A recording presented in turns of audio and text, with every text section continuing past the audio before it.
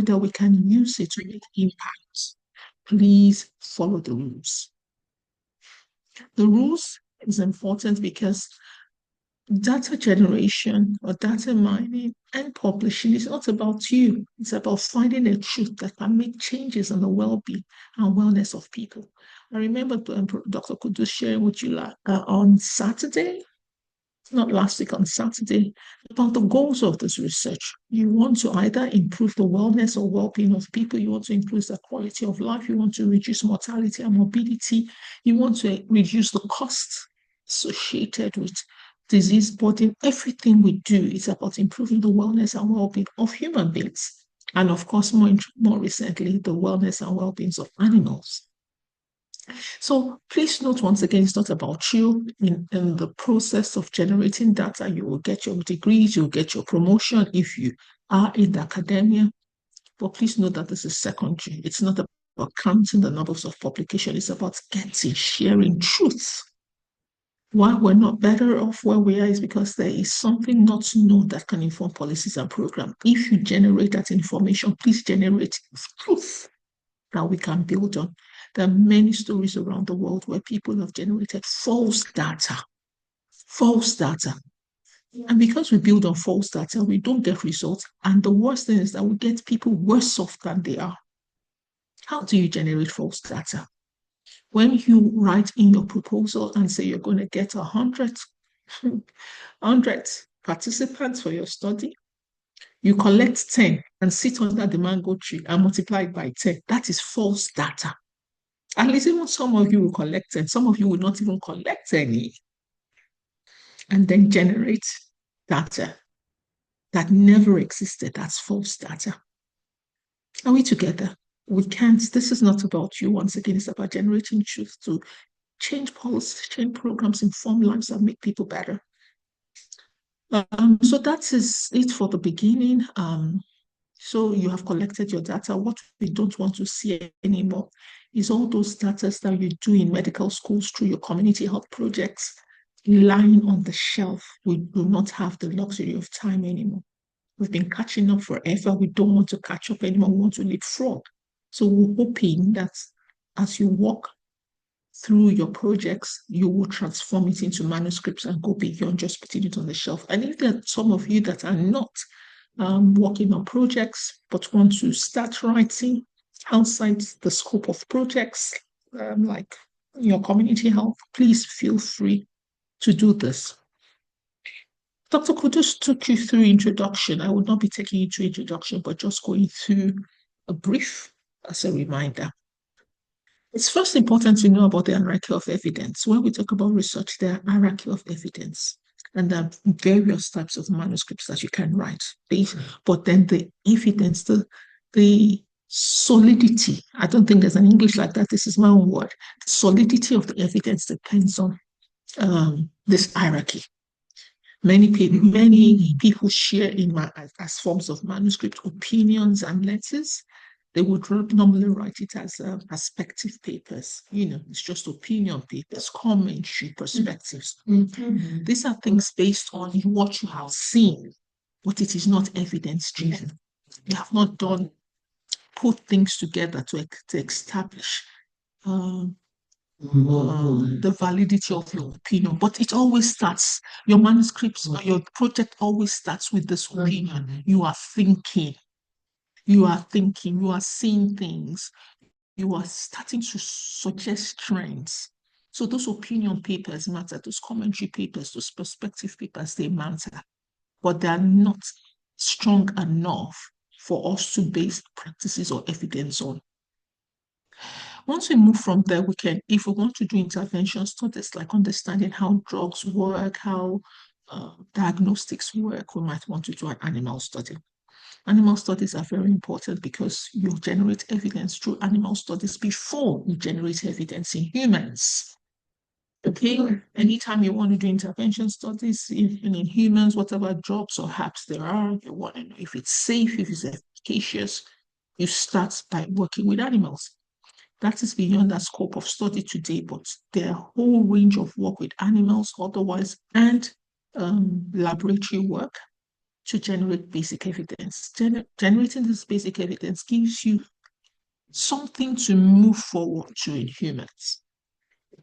Also in humans, you can start generating evidence by cross-sectional studies. 98% to 99% of the studies we do in Nigeria, in Africa, are cross-sectional studies.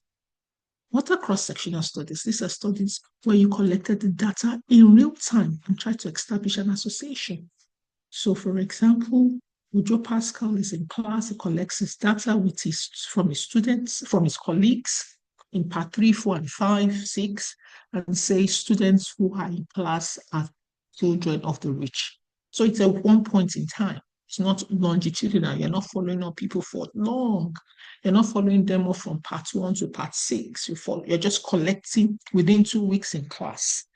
It's a one point. It's a point in time. It's cross-sectional. So what does cross-sectional studies do? Cross-sectional studies can never, ever establish cause relationship. They can only point to an hypothesis. They can only suggest. They can never establish cause relationship. They can't tell you that this is a cause of anything. They can only suggest. And it is based on this suggestion that you will now design a longitudinal study. It's just a point in time. It's just like a mirror. It just suggests, it makes you see, oh, there's a possibility in this route. However, at another date, not for your level, you find out that it's not all studies you can do longitudinal studies for. Cross-sectional studies might just be what is appropriate for you to generate evidence. Because you cannot, by ethics, for example, you want to look at the smoking cause cancer.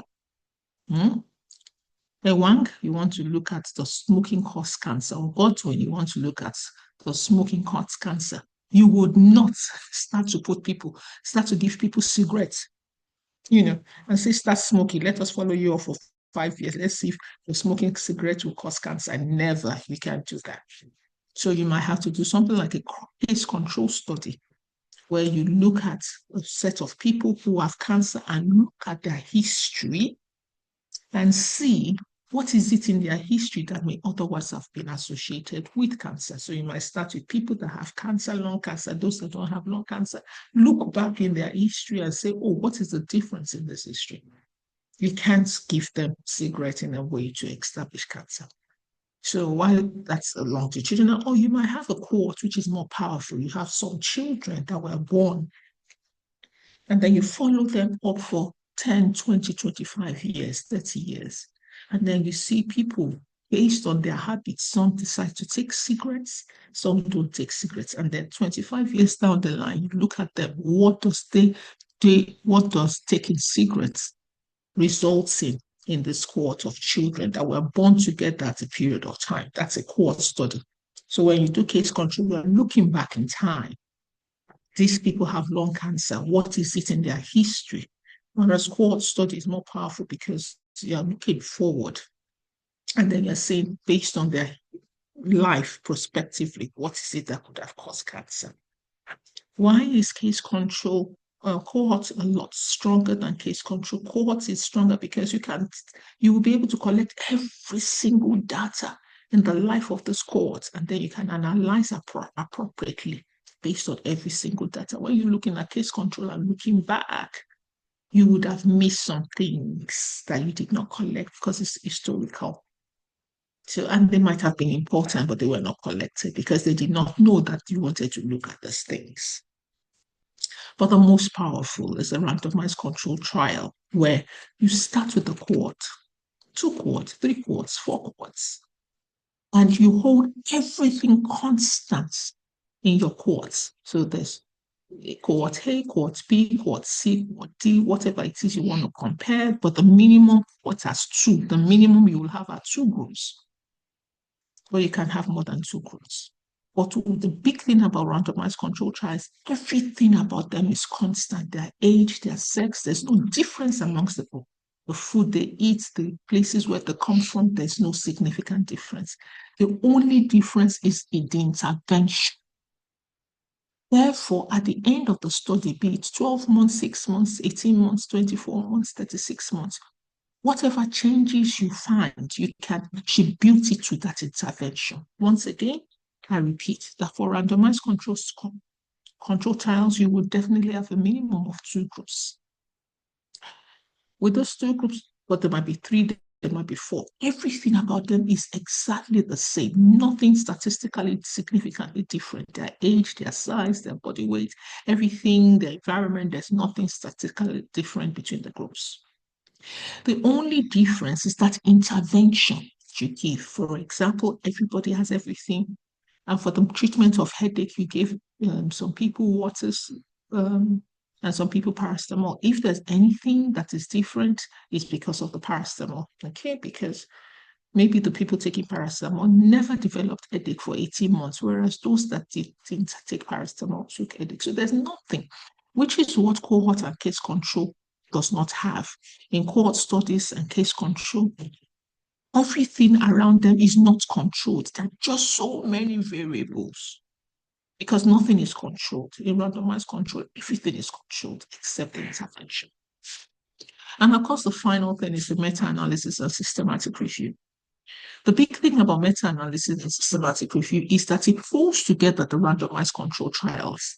What happens in randomized control trials is that they are usually, because it's expensive, people do small randomized control trials, which means the sample size might be 100, 50, 75, 300. So they're not large. What the systematic review and meta-analysis does is to pull all the small studies together to generate a large study and, pull, do meta-analysis, and then you get a result from the small studies. However, if you do a randomized control study that is large, for example, when we're looking for the efficacy of an HIV vaccine and you recruited about 15,000 people, that result is more powerful than any meta-analysis. When we're looking at PrEP studies or microbicide studies where you're recruiting 3,000, 5,000, large studies, 9,000 people, those kind of results are more powerful than meta-analysis. Okay, I'll take a break here and I'll open up the space for questions before we go on to study objective. Is there anybody that wants to ask any question?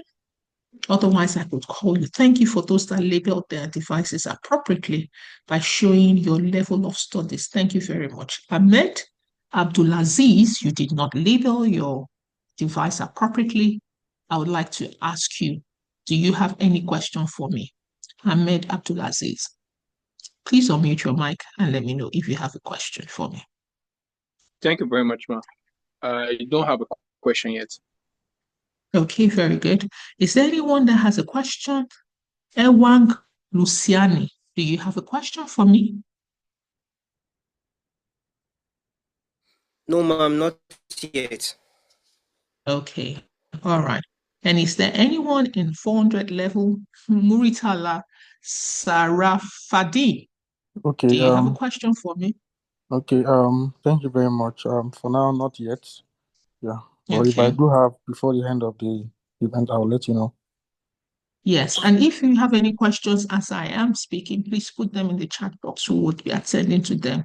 Ojo Pascal and Nimat Okikiola, Nimat Okikiola and Ojo Pascal.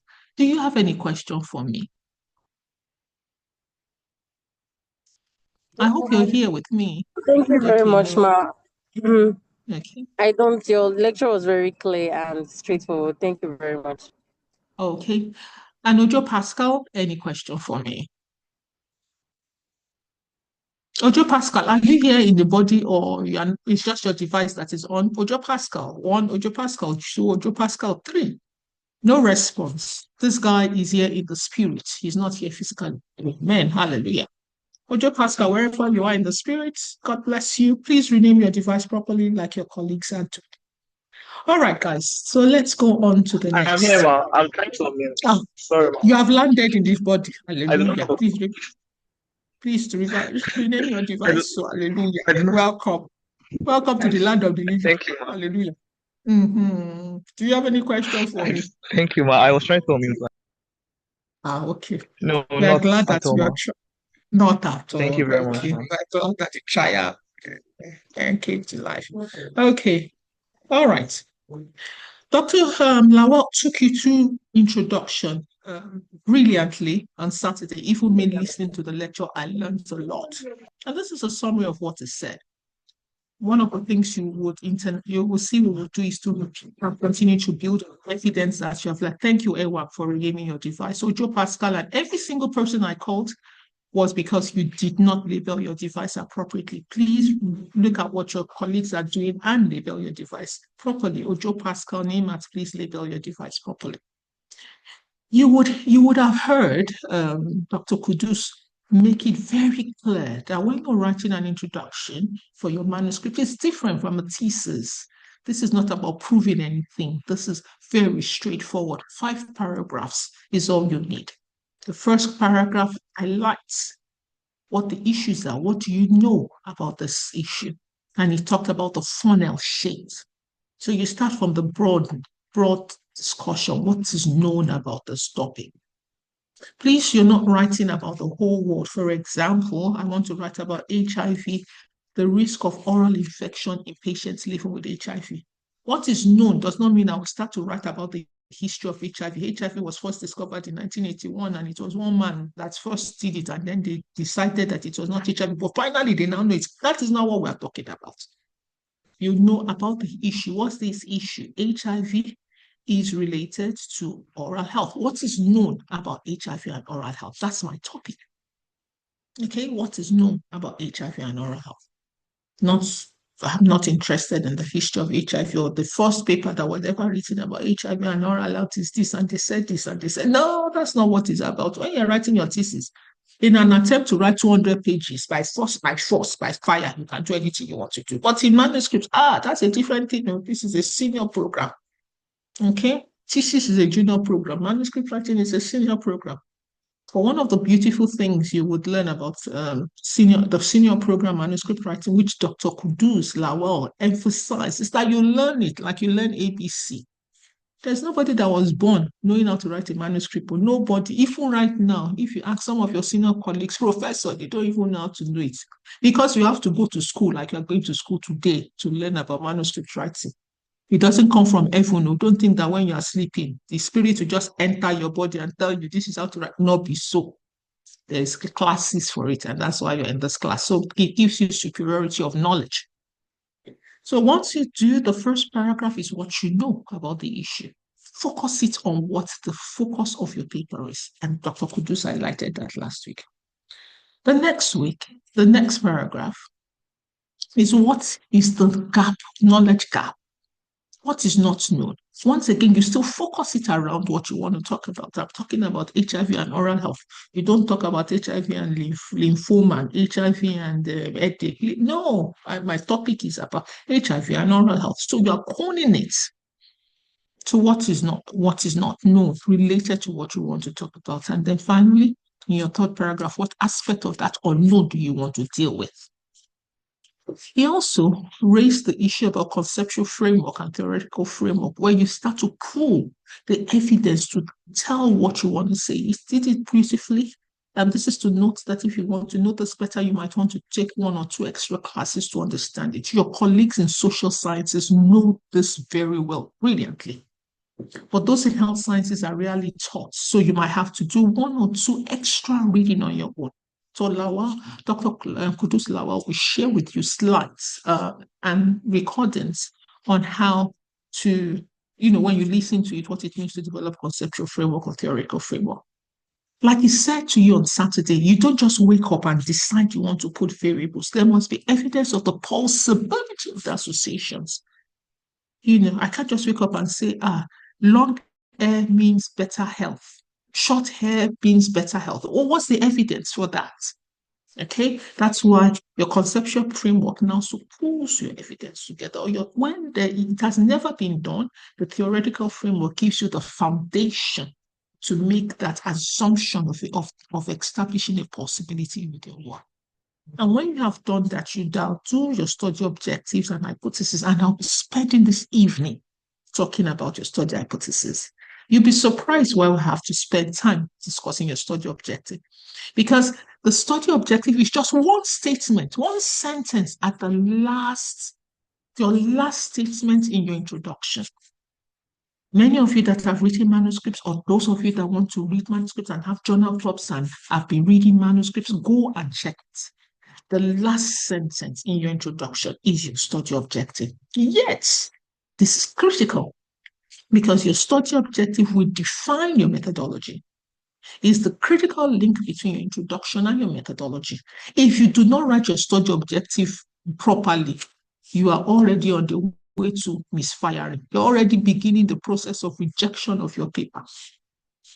Because once your objective is not SMART, the reviewer have found chicken to eat. They have found dinner. They'll just be pulling you like this, pulling you like that, pulling you like this. It is when you say, have a SMART objective that there's clarity about where you are going and everybody will follow. When your objective is not SMART, there's no clarity. And everybody that enter your bus, remember how many people will enter your bus? The editor will enter your bus. The editorial assistant will enter your bus. The peer reviewer will enter your bus. The manager of the peer reviewer will enter your bus. Minimum 5 people have entered your bus. They will be pulling you helter-skelter. Why didn't you do this? Why didn't you do that? Why didn't you do this? Because there's no clarity of where you are going with your study objective. Now, I am opening up the space to ask questions. I said I use the word SMART. I use the word SMART. And SMART is an acronym. SMART. Does anybody here have an idea of what that acronym means? Does anybody want to define the acronym? Who is Roham? That is here and has still not renamed the device. Who is Yahaya Musa Mohammed? That is here and has still not labeled that device. I give you 3 minutes. If you don't rename the device, please want me to check them out. If they can't rename their device, check them out. Please, please, please. Check them out. Yes. Right. Somebody wants to answer that. Yes. Or mute your mic and tell me what SMART is. Excellent. Somebody's hand is up. Please go ahead and unmute your mic. Hussein, please. Excellent. Go ahead. Okay. The SMART acronym starts with S. Yes. For, specific. S for specific. Excellent. Yes. You are smart. Excellent. Very good. A for attainable. Okay, sure. I hear that. R for I'm sorry, I think I've missed them up. I'll try to eat my. No, you're doing well. You're doing well. You're doing well. You're doing well. S for specific, M for measurable, A for sorry. No problem. What about your R and your T? I think okay, attainable, then relevant. Okay. R is relevant, then T is time-based, like time bound. Okay, very good one. If you're in my exam class, you'll probably get a 75, 80. Very well, good. There's somebody else that had their hands up. Yes, please go. Somebody wanted to say something different. Okay, yes, very good. Yes, I'm listening. Oyini, Paul. Specific, measurable, action-oriented, relevant, and time-bound. Okay. And time-bound. Okay, we would have a difference with our A, but really brilliant. Well done, guys. Well done. I celebrate you. Somebody should send emojis to them. All right, so then we'll go into this objective very shortly, but this is to present once again what. Thank you, Ojo Pascal. Thank you, Zane, for the waves and the claps. Very good, very good. We'll talk about what this means. Dr. Lawal shared this with you on Saturday about what it means when you're doing conceptual and theoretical framework. What is it that your manuscript wants to generate? Is either you have existing knowledge and you found a gap in that existing knowledge, or nothing is known at all about that topic. That's usually rare, actually. But for most parts, you know something, but there's a gap, which is what you want to address. It might be a gap in population. Maybe they've done this, like you noted in America, you want to now do it in Nigeria, or they've done it in adults, you want to do it in adolescents. So there might be a gap in populations. There might be gaps in method. Like you noted, it was done as a cross-sectional study. Now you want to do it as a longitudinal. You want to do it as a randomized control trial. Okay, it was done by, like, he told you about that. It might be gap in implementation. It had been implemented when we're talking about implementation sites, had been implemented in northern Nigeria. Now you want to do look at it in southwest Nigeria. Or the method of analysis. But it is possible that it never existed. So when you're looking at a conceptual framework, it means it has been done before. You have an answer in another population or in another through another method. Now you want to look at it with through another lens, through another means, or so there's some evidence. Is that evidence you will build on and extrapolate for the information you already know. But when nothing has existed on that knowledge, you want to create knowledge, you must show that there's a possibility. Did you hear my words? There's a policy, P-A-U-S-I B-I-L-I-T-Y. There's a possibility. It is possible. I don't know, but this theoretical framework I'm going to use helps me to know that it is likely that there might be an association. It is based on that theoretical framework that you bring your variables. You don't just wake up and bring any variable. Please note, and I repeat this, I don't think I heard Kudus tell you, but I repeat it. When we're teaching you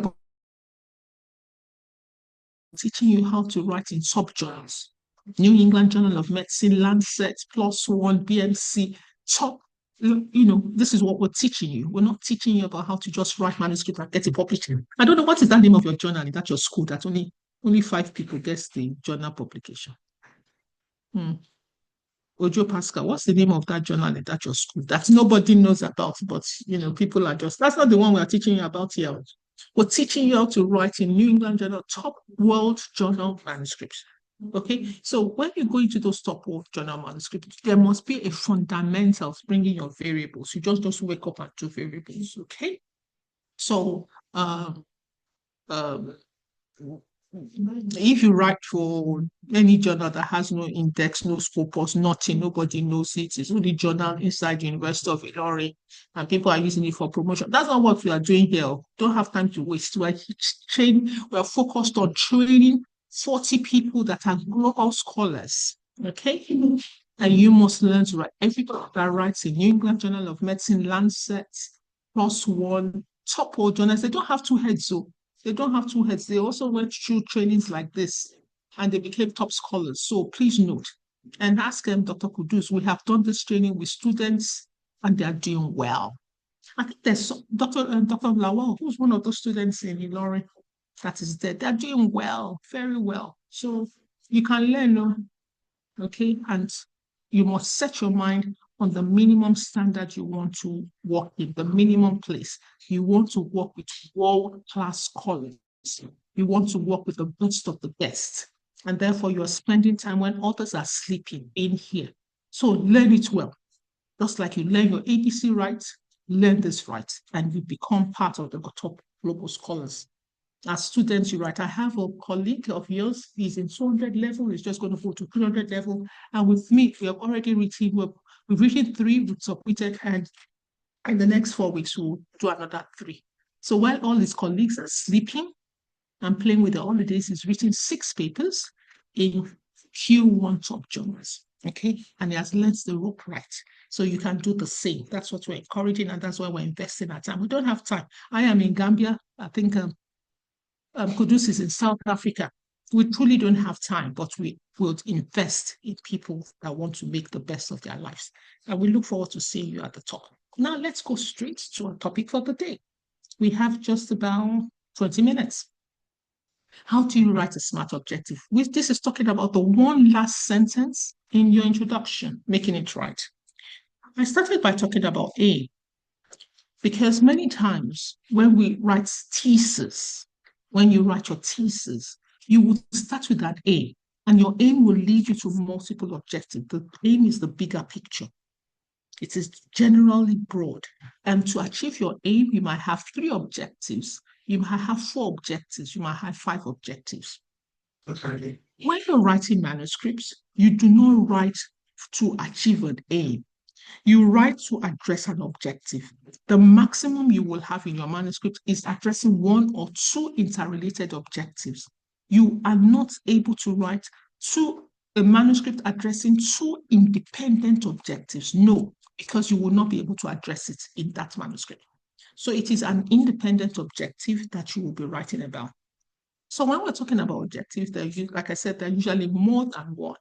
For example, when you're doing a master's thesis, it would be expected that at a minimum you have 3 objectives. When you're doing a PhD thesis, it's expected that you have 5 objectives. Maybe in your undergraduate, I don't know what your school is, but you will be expected to have 1 or 2. It is the objective that you'll be writing your manuscript on.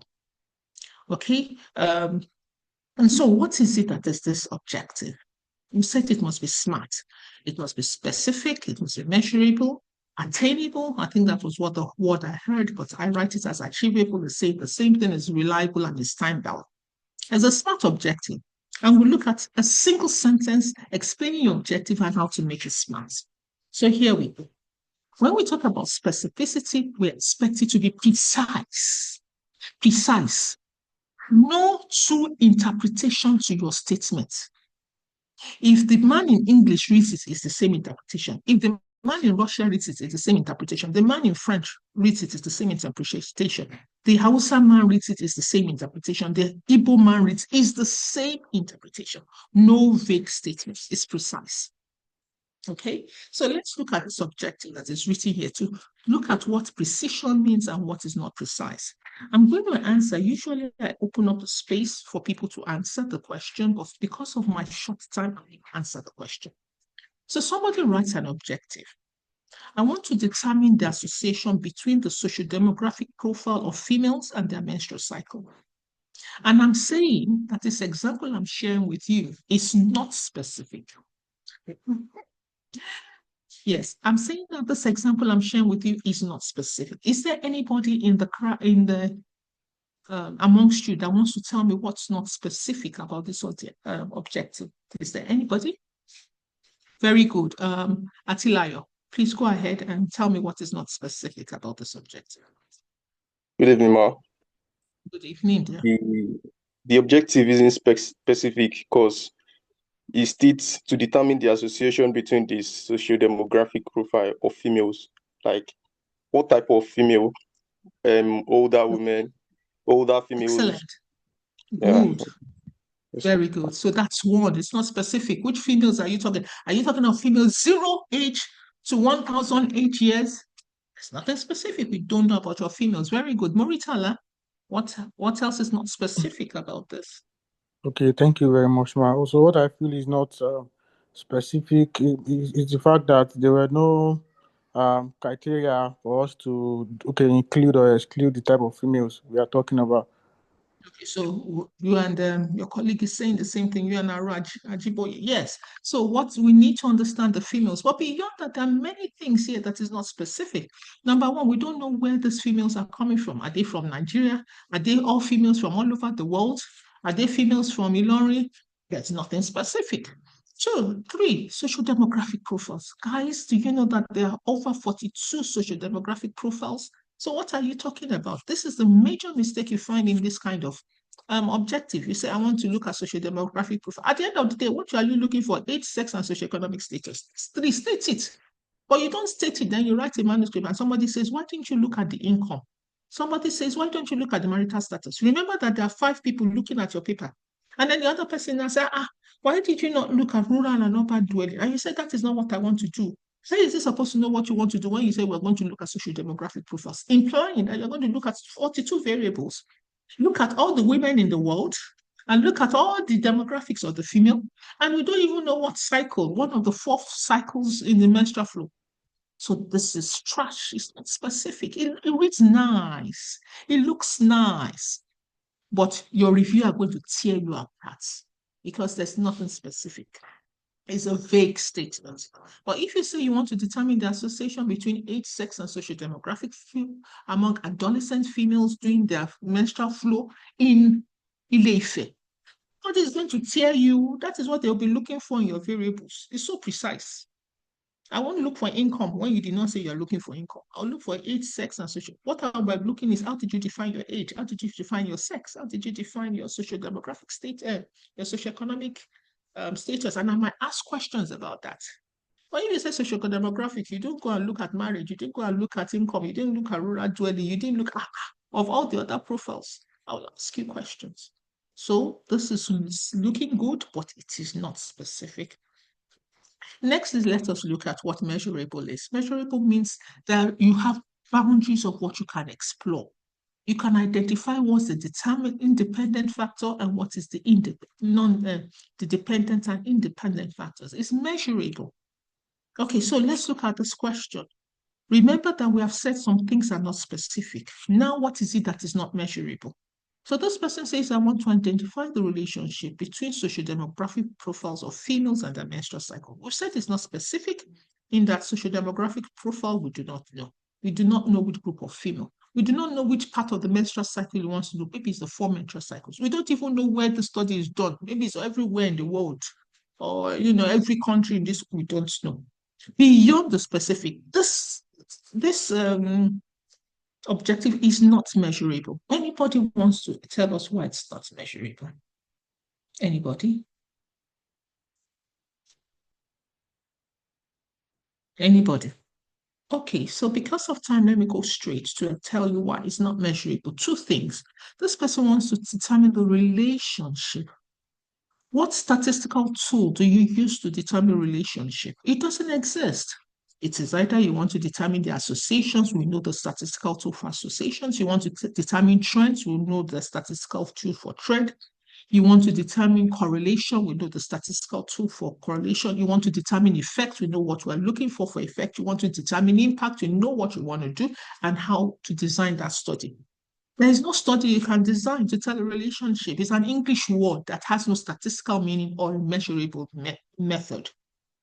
Okay, so that is the headache. You can explore that, which tells us that you're looking at a qualitative study, but we don't know in what you want to talk about in this relationship. There are many variables to relationship. Relationship is not measurable, so this is a problem. It reads nice, but it's not measurable. And then identify, we don't use that kind of word in manuscript writing because you are the one that is going to identify what you want to identify. We don't know what you want to identify. We talk about determine an association. You want to determine the association. You want to determine the trend. You want to determine the effect. You want to determine the impact. You want to determine correlation. You want to explore, you want to explore. Those are the things that you want to do. So relationship is not measurable. It reads nice, but then it's problematic for anybody to answer. I won't be able to know if you have answered anything or what you want to do. What it matters is that your introduction must tell us what you want to find in your methodology. It must introduce us. Otherwise, you start to have problems. And many times I read manuscripts. Once I move from introduction to methodology and I can't find a link, that's the end. I'm not going further. If I think it can be addressed, you have to go and address it before you can even say the result is readable. Okay, so that's the transition point. Everything you're going to look for in your methodology is determined by this objective.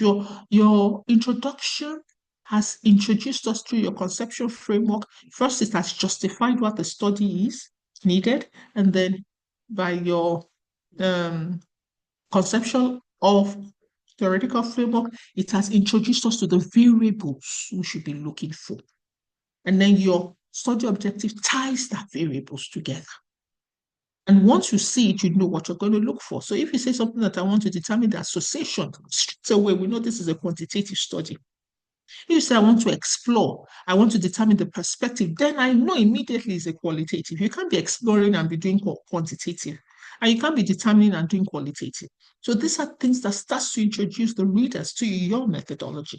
Okay, and everything is free. Remember what Dr. Lawal said yesterday on Saturday, everything links. But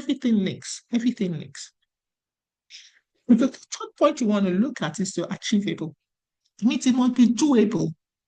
It must be researchable. And it must be possible based on ethics. Excuse me. Remember I said you're doing something on smoking. You cannot put people on cigarette and say, let us see if you have cancer or not. So that's not ethical in the design. Okay, so let us look at this. This person says, to measure the impact of age and ethnicity of 15 to 19-year-old females on the menstrual flow. Now you see with clarity, there's specificity. There's specificity. This person is not looking at social demographic profile. He's looking at age and he's looking at ethnicity. He's not looking at all the females in the world. He's looking at 15 to 19 years old. He's not looking at the entire menstrual cycle. He's looking at menstrual flow. Of course, we're still missing on the site. We don't know if it's Nigeria. We don't know if it's Ile-Ife. We don't know if it's Ilori. That's still missing. This person is looking at impact. So definitely we're dealing with something measurable, impact. Yet, despite this method, this study will not be achievable in Nigeria. What is the problem about achievability of this study objective for Nigeria? Does anybody have an idea? Anybody? Any thinking? Any thinking? One? Any thinking? Two? Any thinking? Three? Anybody? Yes, go ahead. Oyeni and then Aru Ajiboye. Oyeni, please put on your mic. What is Yes, not ma. achievable? There are well over 250 ethnic groups in Nigeria, so they might need to either The most brilliant specify. person in my house. Well, yeah. So you have over 250 ethnic groups. Which group do you want to recruit? God bless you. The second person that put up the hand, Aru Ajiboye, do you want to say something else? Yes, ma. I was going to say we have many ethnic groups and with Exactly. different cultural beliefs. Exactly. This person, if you give this person $1 million and 5 years, he has still not finished this study. Because before he recruits from the 350 ethnic groups, enough sample for him to do the sub-study per group. If you're going to do a sub-study per group in a qualitative study that will be powered enough, you need 350. Then you cover 400 and how many ethnic groups in Nigeria? See, you can see that if this person writes this manuscript, just at this point, you will just put it down. Say, this one a joke. It's not good fit to the study. All right. Otherwise, we just do and then two sample of 215 is not powered. It's not powered enough. Some other time we'll talk about power and how this is very important in telling your stories. If you do not have enough sample to tell your story, please note that there's no serious journal that will take it, because this is not about writing papers, it's about telling a story that will change the world, that will make things better. And so we need you to show evidence that what you studied is solid enough for us to change policies and programs. Excellent, brilliant. Dr. Lawal, please send emojis of congratulations to your brilliant students. Now, reliable. We must be able to show that whatever it is that you measured, it can be done consistently. The fact that you do it now, if somebody in Ife repeats it and somebody in Sokoto repeats it under the same condition, it must be consistent. There must be consistency in the variables that you measure. Reliability research, that's the consistency. This is one of the biggest problems that I find in many of the research that comes out from the country. Why? Because when you're doing quantitative research, which is what many of us biomedical scientists do quantitative, we don't do a lot of qualitative. You must go and learn about qualitative, guys. It's very rich. However, when you do quantitative, the big thing is the reliability. Before I go to that, the reliability, the tools you use to measure, has it been tested for reliability? Has it been tested for validity? There are many measures you must, for any tool that you use to collect data, you must test it for construct validity, content validity, and reliability at the minimum. There are many other things, so there are things like dimensionality, there are so many other things. But at the minimum, you must show that this tool is measuring the same thing it's supposed to measure anytime, anywhere, today and tomorrow and day after tomorrow. So if you're asking this person this question, if he comes back tomorrow in 2 weeks' time and you answer the question, there is no other interpretation to the content. There is no other interpretation. That interpretation is exactly the same. That is why you cannot use the same tool for different ages. For example, what is that slang that is different from, what is that slang that I use? Is it potato? Pardon? Okay, let me get her. Like, do you feel bad today? If you ask an older person, do you feel bad? He will say, I feel bad. If you ask a young guy, do you feel bad? You know, for you young guys, bad is good. Your interpretation of when you say, is this bad? And for young people, is bad. This means this is good. This thing is very, very good. You now use the tool of adults to go and measure in a place where the interpretation of bad is good. That cannot be consistent. That's why you have to do construct validation, content validation, and construct validation, so that the words you use among the adolescents is what it means to them. It's like for you to take tool from America. In America, they will say, "Are you in traffic jam?" Ask a Nigerian, which one is traffic jam? Yeah, they say go slow. Nobody in the whole world just goes slow. It's only Nigeria that says go slow. So you have to change that word traffic jam to go slow, because traffic jam here means accidents. Whereas what you mean is traffic, hold up. So if you do not change the content, you'll be saying these different things. You're not measuring the same thing.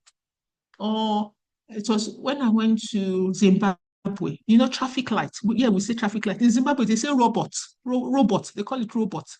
So you now say, did you see the traffic light? If you take that tool to Zimbabwe, they will say no, whereas it is robots. So that is why you must do content validation, construct, so that every time the thing you're saying is meaning the same thing. You cannot wake up and develop a tool without validating it. Okay, now let us look at this one in terms of reliability. This researcher wants to determine the association between dress code and mood changes in adolescent female during their menstrual period. What is unreliable about this? Anybody that wants to answer that in the next 1 minute? Anybody? What's unreliable? Okay, let me take it forward. Dress colors. Dress colors is inconsistent, except you have a tool to measure color, so that when you put it beside it, in the absence of a tool, you can't measure dress color. One, people are colorblind. They will see colors differently. Two, the measure of colors, where are those females on this platform? Magenta, green, coconut red, pepper blue, sky red. Which one do you want to say you are measuring? Or is it that the dress that you put in water today, that the blue has changed from the sea blue to sky blue? To measure that color consistently, reliably is a problem, except you have a tool that measures colors, that consistently tells you color. But right now, there's no such tool. Or you want to look at, source of you that buy paints, go and check the painter. They don't even know the color on that code that they say. You will see some color code. Some people call it white, some people call it cream, some people will call it yellow. It's a problem. So there's no reliable measure. Not to talk of mood changes. Maybe there might be reliable measure of mood changes, but that itself is a problem. So you see that this objective is measurable, is determining association. It's specific, it's talking about adolescent females during the menstrual cycle, so we still do not know the period. It's achievable, but it's not reliable. There is no measure that you can repeat anywhere and say you're going to get the same thing. So that's a problem. And finally, time bound. Every project must have a time bound. When you're reporting, you must tell us the time you collected the data. Okay, so let's look at this. This person wants to conduct a systematic review of the effect of climate change on menstrual flow of adolescents 15 to 19 years. So he's looking at effect, it's measurable, he's looking at adolescents 15 to 19 years old, he's looking at menstrual flow, although we're still missing where he's doing this. It's a systematic review, but we're saying this is not time bound. Does anybody want to answer the question about time bound? What's the problem with this? All right, so this is a systematic review. Usually when you do systematic review, it must be within a time. Is this person going to review all the literature since the creation of the world? Or is it a review in the literature in the last 10 years, or in the last 20 years? What is the time? Climate change has been happening since the foundation of the earth. There's been climate. So what period are you looking at? Is it the 5 years after COVID or the 5 years before COVID? There must be time bound when you're doing your studies, okay? So you can say that you're writing just one sentence, yet The smart concept must come in. You must make it smart. Otherwise, you're going to have complete problem with the variables that go into the methodology. All right, so the process of developing the study aims and objective cannot be rushed. You must think about it. You can write the first time, the second time, the third time. That is why it takes time to write manuscript, good quality manuscript. You can never write a good quality manuscript overnight. Okay, so you think about it. You generate your research question, determine the design. These are the foundations for constructing your aims and objectives. And then once you have done your introduction also, it tells you what variables should go into your study. Okay, what variables should go to your study. If what I'm looking at is adolescents, then I know what adolescents I'm looking at, 15 to 19, 10 to 19, I'm looking at what it is. And this is just to note that when you do studies, there might be primary, secondary objective. I'm not going to take you through that. But once you have an objective, you must calculate your sample size for it. Once you are doing a quantitative study, please note, do not join the gang of people that do studies without sample size. It is never taken serious. Go and ask people that do systematic review, scoping review. This is the big loss of data. When you don't do sample size, you cannot determine if you are answering your question without a sample size. It undermines the reliability of your finding. And therefore, when the risk of bias is being measured, when there's no sample size, it moves your paper to one with moderate to high risk of bias. When you're talking about secondary or tertiary objective, these are papers you derive from those that have done primary studies. So I calculated the sample size. Remember, I wanted to look at the association between age and menstrual flow. So I calculated the sample size to determine that. But because when I was collecting the data on association between age and menstrual flow, I also collected gender, I collected, socioeconomic status. I collected some other variables that might be the confounders. We'll talk about this when we're talking about your methodology. So a secondary objective, I can collect those primary data, then look again. Is female, is gender associated with menstrual flow? I know it's only females that have menstrual flow. I mean, just take it as hypothetical. Is gender associated? The primary study is age and menstrual flow. That was what I calculated in my sample size. But because I had other variables, I now want to look again in the data. Maybe I can do female and menstrual flow. The sample size was not calculated for gender and menstrual flow. It was for age and menstrual flow. Okay, so that's secondary data. It cannot answer question because the sample size was not calculated for it, except I can prove that the sample size is adequate to be able to answer the secondary objective. I will not go into details with that. Do not get confused with that. But otherwise, it's just to tell you that in the study, you can have primary, secondary, or tertiary objectives. On that note, I'll say thank you. I'm sorry I've taken so much time. I'd like to gist. We have 5 more minutes to end the session. Dr. Lawal, are you there? I don't know if there's any question in the box. Yeah. Oh, you're taking me through this. Facilitator, are you supporting me? Let me know if there's anything Yes, ma'am. that I need There's to not have with any you. question. Okay, darling. in chat box. Okay. All right. So Okay, since we have no there's a question from Muritala Sharfadin. He asked that okay. how can we get mentorship opportunities? I'm sure your program will tell you that. Kodus and myself are here to teach you how to write a manuscript. I'm sure I think your program is helping you with that. In my own school, we have a mentorship program. We have a formal university mentorship program. I don't think they've started running, but they ran it at the time. In my own faculty, we run a mentorship program. So I'm sure your school will think about that. But it's outside the scope of what we want to do. We can discuss about it some other time. Yes. Okay, Ewang, you can. Ewang, please unmute your mic. Yes, thank you, ma'am, for the lecture today. So I have 2 questions to ask. The first one, is it proper that your research topic should be as your general, for example, you see something to determine or to identify? Then the second question, if there is a call for abstract, submission of abstract, and How do you approach that? How do you come up with a research objective?